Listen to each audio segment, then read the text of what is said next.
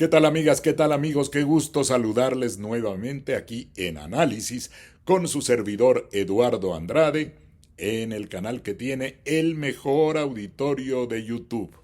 Muchas gracias por seguir estas transmisiones a este magnífico auditorio y quisiera compartirles también la alegría que tengo el día de hoy porque veo que ya he pasado el primer filtro en el proceso para llegar a la elección de quienes formen parte del Pleno de la Suprema Corte de Justicia de la Nación. Quiere decir que tanto en el Poder Ejecutivo como en el Poder Legislativo, en los cuales me inscribí, lo cual es perfectamente válido, uno se puede inscribir en varios de los poderes, resulté aprobado en esta primera instancia. Esto significa que cumplo los requisitos necesarios para poder llegar a ser ministro de la Suprema Corte de Justicia de la Nación. Falta todavía alguna etapa más de verificación en detalle de la idoneidad y eventualmente llegar a la insaculación, pero eso vendrá más adelante. El 31 de enero se sabrá cuáles son los seleccionados para esa insaculación o tómbola, como también se le ha llamado, que por cierto no es una tómbola hecha al azar para que todo el mundo entre en ella, no. Al final, quienes tengan los mejores resultados, los que estén mejor calificados, así lo dice la Constitución, entre esos, que ya iba a decir habremos, bueno, pues ojalá, ¿verdad? Lo voy a decir en neutro. Cualesquiera que sean las personas que lleguen a ese punto de ser consideradas como mejor calificadas para el cargo, si son más de las que sean necesarias para poner en la boleta, se realiza una insaculación, un sorteo, una tómbola. Y de ahí la suerte decidirá quiénes serían las tres personas que finalmente lleguen a la boleta por cada uno de los poderes. De modo que no es como muchas veces se dice, que cualquiera puede llegar, que todo depende de un sorteo. No es así. Hay un riguroso proceso de selección que verifica que se cumplan los requisitos de idoneidad, que se verifique la carrera jurídica de cada persona que aspira, que se vea su currículum, que se analice los cargos que ha tenido, la manera como se ha desempeñado, si los ha realizado de manera honesta y eficiente, si además tiene obra académica, publicaciones, si ha sido docente, en fin, todos esos datos contarán finalmente para que se llegue a esa fase final que puede conducir a un proceso de insaculación. Bueno, así como se deforma la información de este tema relativo a la elección de personas para el Poder Judicial de la Federación, también se ha deformado enormemente la propuesta, la iniciativa de reforma a la ley del Infonavit, que está en proceso de análisis, ya fue aprobada por el Senado de la República y está pendiente de ser analizada por la Cámara de Diputados. Pero se ha despertado, se ha desarrollado, se ha difundido un conjunto de mentiras que dañan la credibilidad de las instituciones, y estas mentiras consisten en lo siguiente. El fondo para la vivienda de los trabajadores es un fondo que se constituyó hace mucho tiempo y dentro de una idea del Estado como rector de la economía y conductor de los procesos de manejo de los recursos para las finalidades que el Estado se propone, entre ellas en este caso la vivienda, la construcción, el aprovisionamiento de vivienda para los trabajadores. Y miren, dicen que aclaración no pedida, acusación manifiesta, pero en este caso tengo que decir lo siguiente. Yo he sido un ferviente partidario desde hace muchísimos años, diría que desde que era yo estudiante y luego como servidor público, de la función rectora del Estado mexicano, que tiene la función de administrar los recursos que son de todos, Es verdad que los aportamos cada uno de nosotros en los impuestos, en las aportaciones para el retiro, para las viviendas, pero esos fondos constituyen efectivamente un fondo, un conjunto de recursos que se asignan a una determinada finalidad de interés general. Actualmente, y esto habría que separar muy bien los dos sistemas, a ver si lo puedo explicar con claridad. Tanto los sistemas de pensiones como este de vivienda, durante mucho tiempo se administraron como fondos solidarios que el Estado administra para lograr las finalidades propuestas. En un caso, la asignación de pensiones, en otro, la construcción de vivienda o el aprovisionamiento o la entrega de viviendas. En un sistema de rectoría del Estado y de fondos comunes, esas cantidades de dinero son administradas por el Estado sin intermediación privada de ninguna naturaleza. Y los fondos se utilizan, en el caso de las pensiones, para ir pagando a las personas que se van retirando y entran nuevas aportaciones de las generaciones que ingresan al mercado de trabajo. Y el soporte no solamente es el conjunto de aportaciones que hacemos quienes trabajamos, sino también los impuestos en general que sirven para esa redistribución de recursos que debe hacer el Estado. En el caso de la vivienda, desde que se instauró el Infonavit en los años 70, en la época del presidente Luis Echeverría, yo recuerdo muy bien, incluso el día que se inauguró, porque estaba yo participando en algún evento de la Asociación de Locutores, y ahí quedaba muy claro que el Estado habría de recibir las aportaciones de los trabajadores, de los empresarios, porque sí es un proceso tripartita, y también pondría dinero el Estado para la constitución de ese fondo. Y ese fondo sería empleado para construir vivienda directamente por parte del Estado, para que la gente pudiera tener acceso a vivienda de interés social que pudiera ir pagando con lo que en el tiempo en que va trabajando paga un crédito y el financiamiento de esa vivienda que adquiere mediante ese crédito se hizo con los fondos que se aportaron originalmente. ¿Qué ha pasado después? Que ese dinero, por todo el movimiento neoliberal que iba arrebatando al Estado ese tipo de funciones, se dijo, no, está muy mal, el Estado no es un buen administrador. Era un excelente administrador. La prueba está que las viviendas se entregaban y las pensiones se daban. Pero todo el proceso neoliberal que arrasó como tsunami el mundo entero, presionó de tal modo que se obligó a que en vez de que el dinero se entregara al Estado, pasara por instituciones financieras privadas.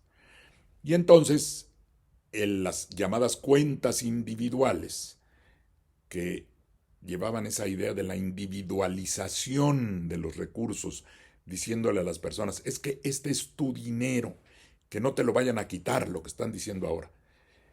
Y sí, sí es nuestro dinero, pero pensemos cómo opera un banco. Usted tiene una cuenta en un banco, muy bien, ahí está su dinero, y lleva su registro, su estado de cuenta.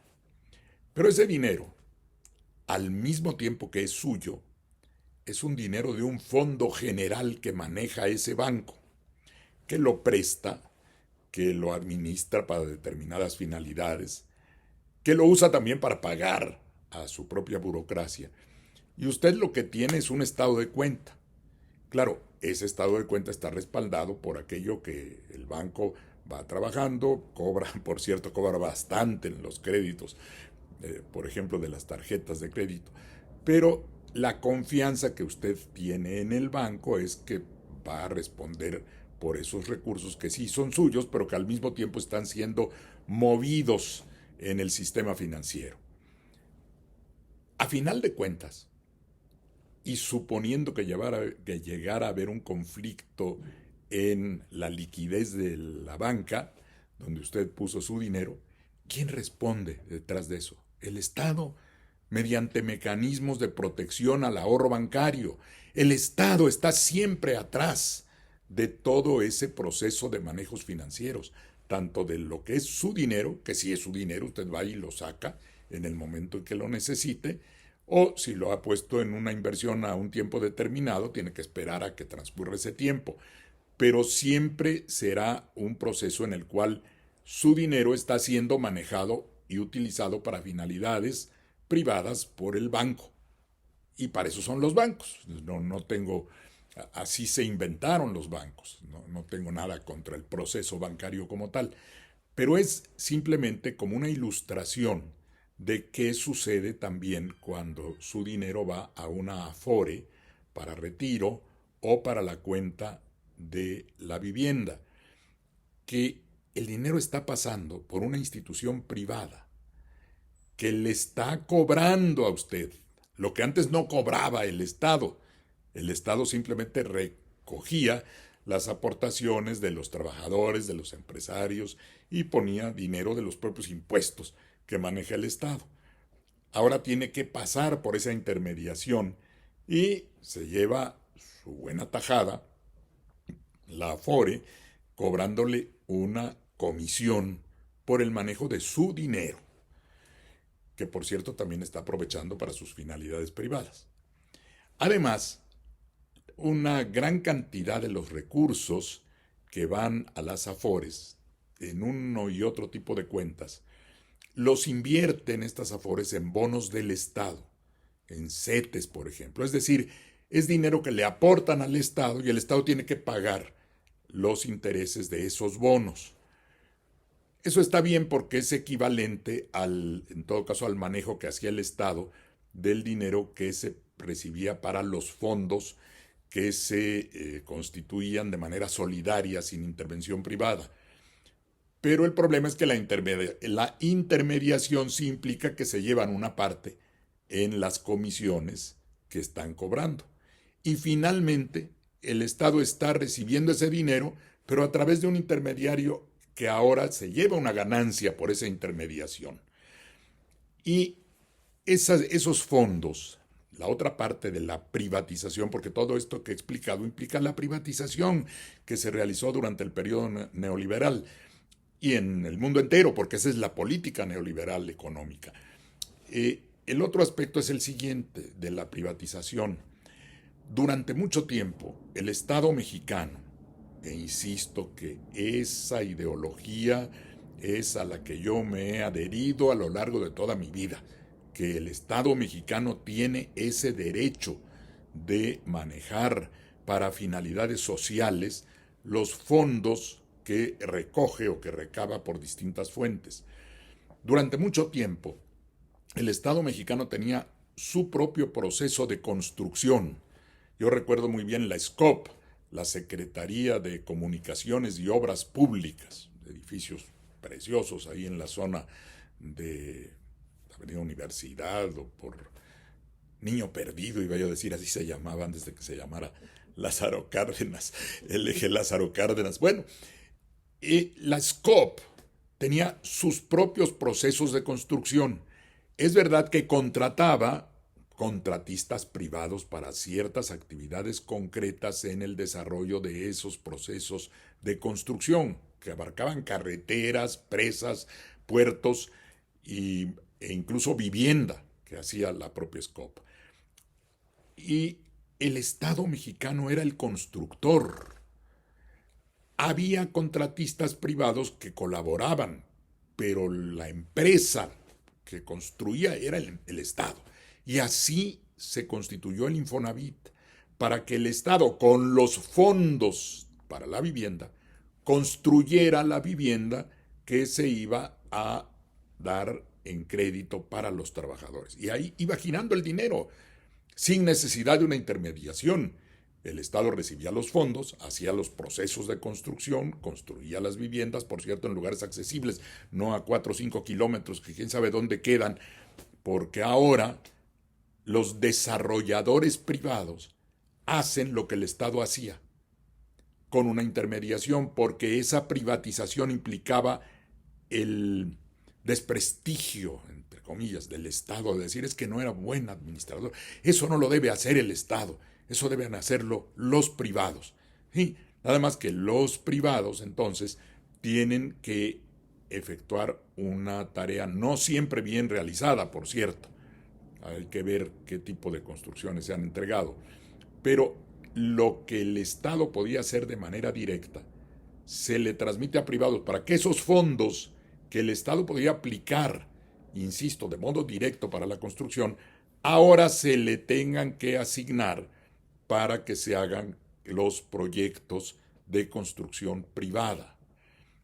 Y finalmente, ese dinero que hace un desarrollador, el Estado va a adquirir esa vivienda o va a pagar los créditos necesarios para que se compre esa vivienda y ese dinero ya va a llegar al constructor privado, cuando ese dinero podía haber sido manejado directamente al interior del Estado.